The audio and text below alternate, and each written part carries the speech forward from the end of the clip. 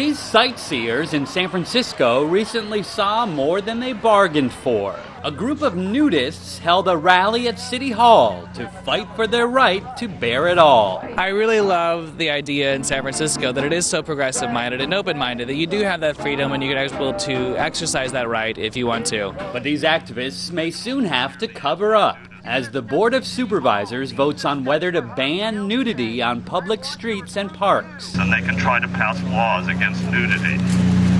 That's how nudiphobes show their public decency and their civility. The proposed ban comes after the supervisor representing the city's Castro District got complaints about the growing number of naked men hanging out in the neighborhood. A lot of people who live in the neighborhood who are really sick of it, who maybe don't have a problem with public nudity generally, but who have reached the end of their rope on this. And it's a lot of gay men, too, who have a real problem with this. Some people have tried to paint this issue as some sort of gay rights issue, and it really isn't. It has nothing to do with gay rights. Some say the nudists, most of whom are not gay and not from the Castro, are taking advantage of the predominantly gay neighborhood's history of tolerance. Kind of an interesting little bit of San Francisco, but there is a small cadre of them that are noisy, militant, that argue amongst themselves, and just use it aggressively, that's all.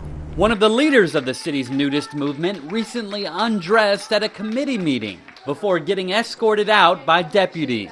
Do you really not like the way I look, honestly? I doubt that. I'm going to do absolutely everything in my power to defeat this legislation, and I'm just not going to give up till it's gone. If the ban is approved, nudity would still be allowed on the city's beaches and at certain street festivals and parades where nudity has come to be expected. Haven Daily, Associated Press, San Francisco.